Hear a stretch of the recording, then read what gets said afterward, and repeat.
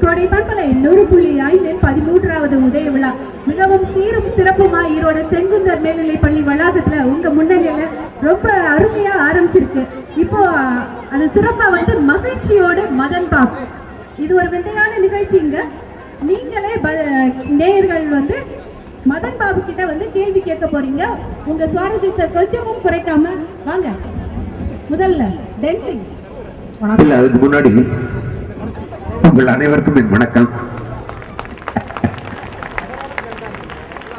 என்ன இந்த கோடை பண்பலை இந்த 100.5 இதுல என்ன இந்த வருஷம் கூப்பிட்டது எனக்கு ரொம்ப சந்தோஷம். ஏன்னா ஒன்றோட டீனேஜ் அப்படிம்பாங்க, அது 13 19 வரைக்கும் தான் டீனேஜ்.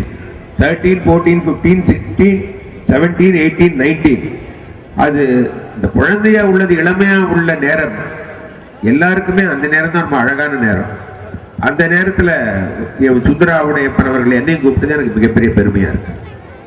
கேள்வி கேட்கறவங்களுக்கு அவங்க கேள்வி தெரியும், அவங்க என்ன கேட்க போறாங்கன்னு எனக்கு தெரியாது. இந்த சிரிப்பத்தான் சார் எதிர்பார்க்கிறோம் எல்லாருமே. வாங்க டான்சிங், ஆர்வத்தோடு காத்திருக்கோம். என்ன கேள்வி கேட்க போறீங்கன்னு. வணக்கம் சார். வணக்கம். நல்லா இருக்குல்ல? இதான் கேள்வியா? நல்லா இருக்கு, சூப்பரா.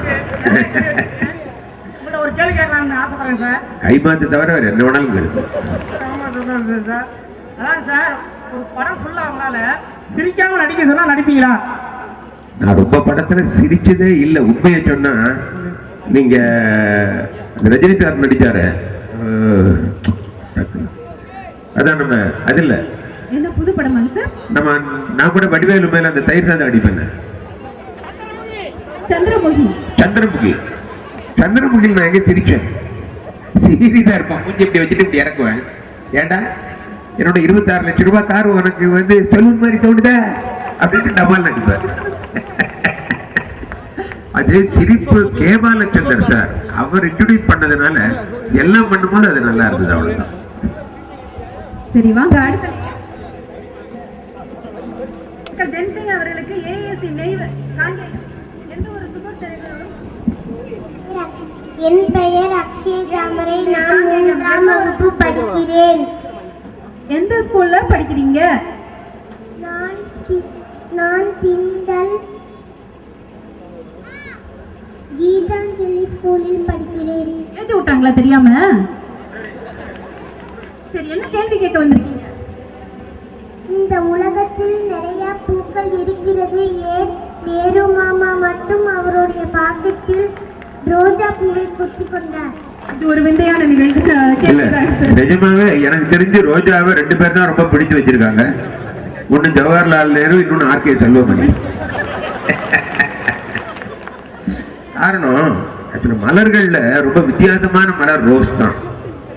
ஏன்னா ரோஸுக்காக தான் அந்த கலரே ரோஸ்ன்னு பேர் வந்தது.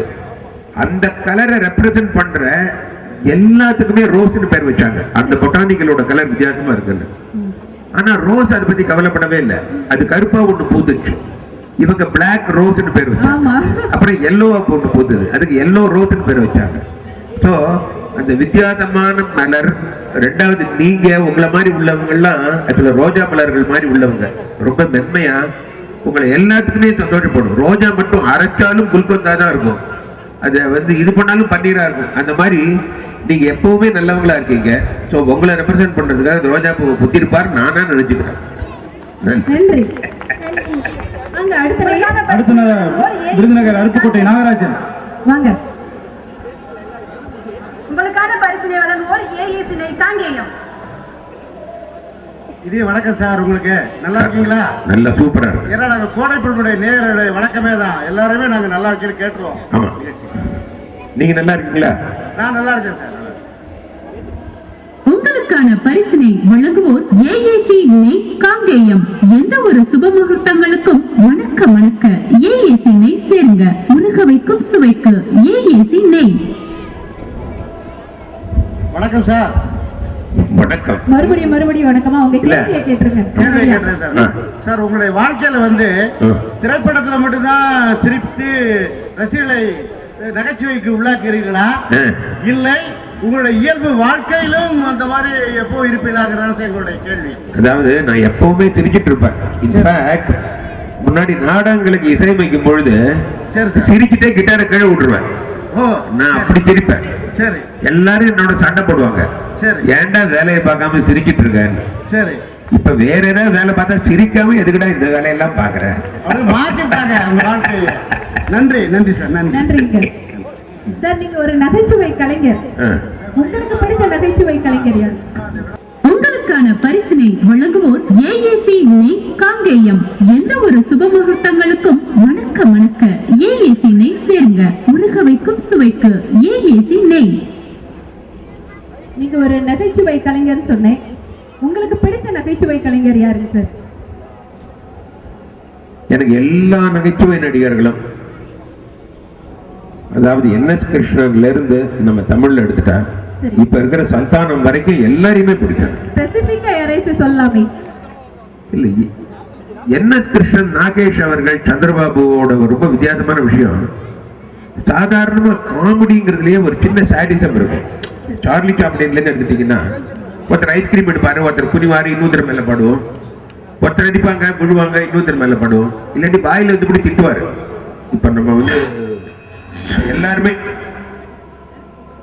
ஹலோ இப்ப இருக்கிற காமெடியன்ல இருந்து நம்ம கவுண்டர் பண்ணி சார், அதுக்கு முன்னாடி உள்ளவங்க வரைக்கும் எல்லாரையும் ஒண்ணு திட்டுவாங்க, அப்படி காமெடி இருக்கும். ஆமா.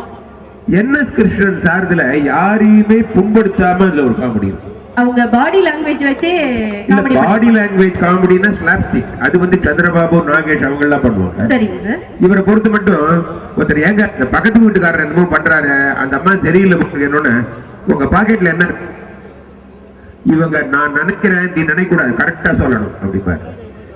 ஏதோ ஃபர்ஸ்ட் சார் மைக்க கரெக்ட் பண்ணுங்க சார், நானே சுமாரா பேசுவேன், அதுவும் தெரியும். அதையும் மேனேஜ் பண்ணிடுறீங்க உங்க சிரிப்பால. ஆமா, பின்ன இப்பதான் பார்த்தேனே அவடியப்ப சார், அந்த கத்தி தேடுறது கூட அது நகைச்சுவையா வேணும்னு பண்ணாங்களா, அது இல்லாட்டி நடந்ததானே புரியலையே. இதுல வந்து உள்குத்தா இல்லைங்க சார். இல்ல, கண்டிப்பா வந்து கத்தி அவரை வச்சு காமெடி இப்படி நிஜமாவே பண்ணல. சரி. அதுல அப்ப பாக்கெட்ல உள்ளது என்னன்னு கேட்கும் போது அவங்க தெரியல, சில்லறை ஏதோ இருக்கு இல்ல, கரெக்ட், ஓ பாக்கெட்ல உள்ளதே அவனுக்கு தெரியல, பக்கத்து வீட்டுக்காரனை பத்தி நீ எப்படி பேசலாம். சரி, எப்பவுமே காமெடிங்கிறது என்ன வரணும்னா, ஸ்பூன்ல டானிக் இருக்கிற மாதிரி, ஸ்பூனும் டானிக்குமா சேர்ந்து வாய்க்குள்ள போகும், டானிக் உள்ள போயிடும், ஸ்பூன் வெளியே வந்துடணும். அது மாதிரி நகைச்சுவையும் விஷயங்களும் சேர்த்து இருக்கிறது ரொம்ப நல்லா ஜெயிக்கும். சில பேருக்கு ஸ்பூன் உள்ள போய் டாக்டர்ட்ட போயிருவாங்க, அந்த அது அது வேணும்னு பண்றது இல்லம்மா. டாக்டர் டெய்லி 2 ஸ்பூன் மருந்து சாப்பிட சொல்லுவாரு, மருந்து சாப்பிட்டா ஸ்பூன் எங்க இருக்குன்னு கேட்பாங்க. வீட்டுல மொத்தமே 4 ஸ்பூன் தான் இருக்கு, 3வது வேலைக்கு என்ன பண்றது?